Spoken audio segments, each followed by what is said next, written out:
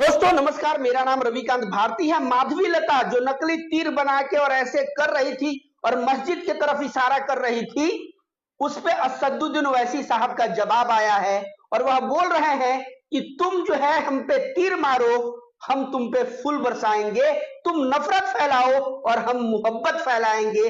इस तरह का जवाब देके असदुद्दीन ओवैसी साहब ने माधवी लता का जो मुंह है ना वह बंद कर दिया है। और शायद यह औरत थोड़ा सा भी शर्म बचा हो तो वैसी साहब के सामने अगर पड़ेगी ना तो इसका सर जो है शर्म से झुक जाएगा, यह नजर नहीं मिला पाएगी। आपको बता दें, असदुद्दीन ओवैसी साहब ऐसे टुटपुंजिये लोगों का जवाब भी नहीं देते हैं।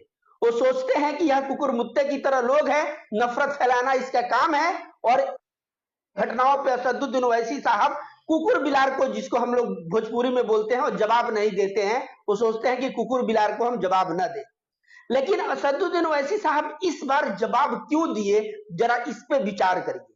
क्योंकि यह माधवी लता सांसद का कैंडिडेट है और बीजेपी का, जहां से असदुद्दीन ओवैसी साहब लड़ रहे हैं, वही सेम कॉन्स्टिट्यूएंसी से यह कैंडिडेट है।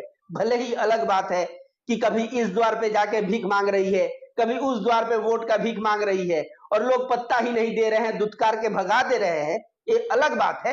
लेकिन असदुद्दीन ओवैसी साहब के खिलाफ बीजेपी की कैंडिडेट है और हरकत तो इतनी शर्मनाक की है कि यह हरकत ट्विटर पे वायरल होने के बाद यह स्वतः जो है ना स्वयं माफी मांग चुकी है कि यह मेरा वीडियो नहीं है, अधूरा है। इस तरह का एक ट्विटर पे ट्वीट करके यह माफी मांग चुकी है। अब असदुद्दीन ओवैसी साहब का जो बयान आया है, इससे हिंदू धर्म गुरुओं को सीखना चाहिए। क्योंकि अगर हिंदू धर्म में कहीं नहीं लिखा है कि मस्जिद की तरफ ऐसा इशारा करो, किसी मुसलमान का जो है भावना आहत करो, और कोई आहत कर रहा है तो उसको हिंदू धर्म से लात मार के बाहर निकालना, उसको कंटाप दे दे के समझाना, यह किसका कार्य होना चाहिए। ये हिंदू धर्म के जो शंकराचार्य हैं, जो हम महामंडलेश्वर हैं, जो हिंदू धर्म के साधु सन्यासी है, उनको जो है अपने धर्म की शुद्धता की रक्षा करनी चाहिए। और उस रक्षा करने में अगर कोई भी नफरतबाज मुस्लिम समुदाय या किसी भी मानव विशेष के खिलाफ अगर बयानबाजी करता है तो उसको समझाना चाहिए, उसको जो है बहिष्कार कर देना चाहिए कि तुम्हें हिंदू धर्म से हम लोग निकाल दिए, तुम्हें जो है बहिष्कार होता है। इस तरह का कार्य करना चाहिए। और नहीं तो ऐसे कभी मस्जिद के सामने नाच करके, तो कभी तीर धनुष दिखा के, इससे अगर पूरे वर्ल्ड में देखा जाए तो हिंदुस्तान की छवि, हिंदू धर्म की छवि क्या धूमिल नहीं हो रही है। असदुद्दीन ओवैसी साहब का कोई बयान अगर सुन ले कि तुम नफरत करो और तुम हमारे मस्जिद की तरफ तीर धनुष ये करो और हम जो है फूल बरसाएंगे, तुम नफरत करो हम मोहब्बत फैलाएंगे, यह बात सुनेगा ना तो कोई भी सोचेगा कि असदुद्दीन ओवैसी जिस धर्म को मानते हैं वह धर्म कितना अच्छा है, कितना अच्छा मोहब्बत का पैगाम देता है। और यह औरत हिंदू धर्म का चोला पहन के ऐसे कर रही है, हिंदू धर्म कैसा धर्म है। तो आज जो हिंदू धर्म भी सर्वे भवंतु सुखिनः, सभी लोगों के सुखमय की कामना करता है, हिंदू मुसलमान हो या कोई भी हो। तो जब हमारा धर्म इतना उदार है और उस उदारता के साथ कोई खिलवाड़ करता है, उस उदारता को कोई कद्र नहीं करता है, कोई मस्जिद को निशाना बना के और तीर धनुष का नाटक करता है, ऐसे में पूरे विश्व में हमारे धर्म की बदनामी हो रही है। कहीं भी एक अमेरिका में बंदा गया था, बोला टैक्सी वाले से कि मैं हिंदू हूं, तो टैक्सी वाला उसको निकाल दिया, उतार दिया रोड पे और बोला कि आओ बेटा तुम नफरतबाज हो।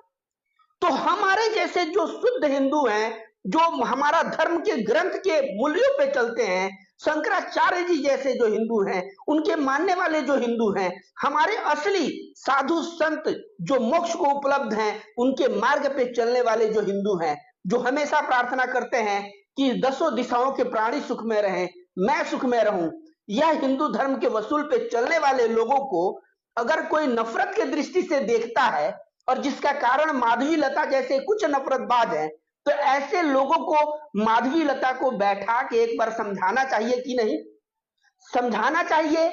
उसको जरूरत पड़े तो कहना चाहिए कि आइंदा ऐसा करोगी तो तुम्हें हम हिंदू धर्म से निष्कासित कर देंगे। और यह कार्य हमारे हिंदू धर्म के जो शंकराचार्य हैं, जो साधु सन्यासी हैं, उनको आगे बढ़ के करना चाहिए। यह मैं रविकांत भारती एक सच्चा सनातनी हिंदू होने के नाते अपने धर्म गुरुओं से अपील करता हूं। और वैसे ओवैसी साहब का जो जवाब है कि तुम तीर मारो मैं फूल बरसाऊंगा, नफरत का जवाब मैं मोहब्बत से दूंगा, तो कहीं ना कहीं उनके धर्म का जो कद है ना, इस स्टेटमेंट से कद और बढ़ गया। वैसी साहब नहीं बोल रहे हैं कि हम ईंट का जवाब पत्थर से देंगे।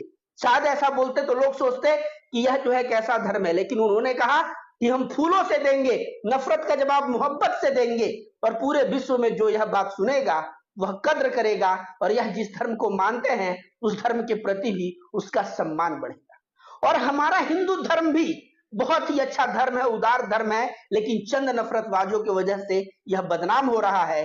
मैं रविकांत भारती करबद्ध निवेदन करूंगा अपने धर्म के साधु सन्यासियों से कि भाई आप लोग जो है हिंदू धर्म के मूल्य को, उसकी शुद्धता को बचाने के लिए जो टी राजा सिंह है, माधवी लता है, यति नरसिंहानंद और ऐसे तमाम नफरतबाज जो मुसलमानों के खिलाफ, मुसलमान जो इंसान ही हैं, सोचिए कहा जाता है कि नर सेवा नारायण सेवा हिंदू धर्म में, कि इंसानों की सेवा भगवान की सेवा है।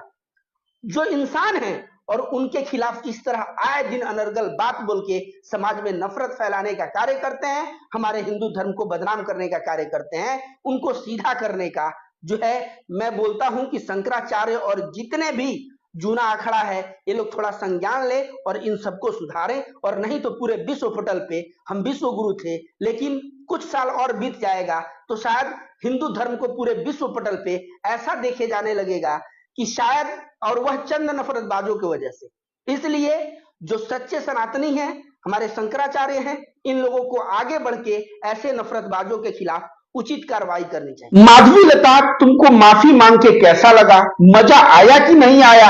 नकली तीर और धनुष बना के और ऐसे छोड़ रही हैं, और सामने मस्जिद है।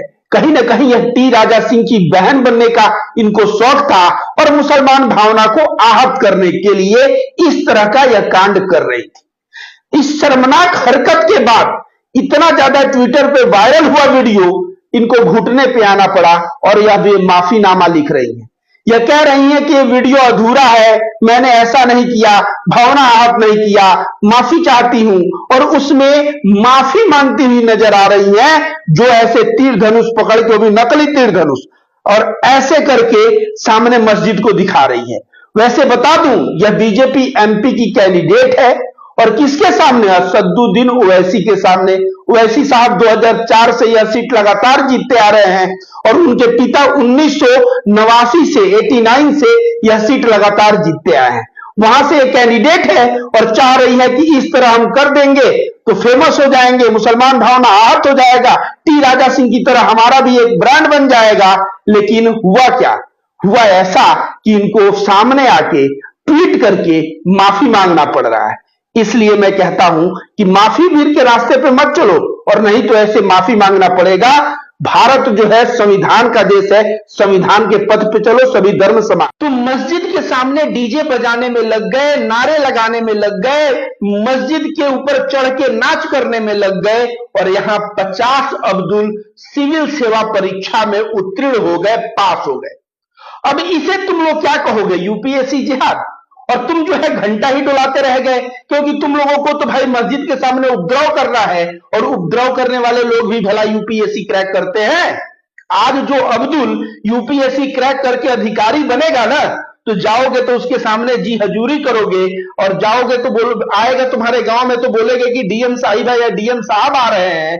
यह जो है अब्दुल कलाम का जोर से दिखा दिया कि आदमी क्या बन सकता है। लेकिन तुम उपद्रवी नारा लगाना, तथा कथित हिंदुत्व को जगाना, मस्जिद के ऊपर चढ़ के नाच करना, डीजे बजाना मस्जिद के बाहर जब नमाज का टाइम हो मगरिब का, और इस तरह से करके तुम सोच रहे हो कि हम महान बनेंगे। लेकिन यहां अब्दुल तो पेन का जोर लगा के 50-50 लोग यूपीएससी परीक्षा उत्तीर्ण कर जा रहे हैं, और ये नफरतबाज बेचारे, इनका आका सुरेश चौहान के आंसू बहा रहा है और यूपीएससी जिहाद नाम दे रहा है। भाई यह भारत सरकार द्वारा चयनित प्रक्रिया के द्वारा चयन हुआ है, इस पे सवाल न उठाओ, नहीं तो अंदर चले जाओगे।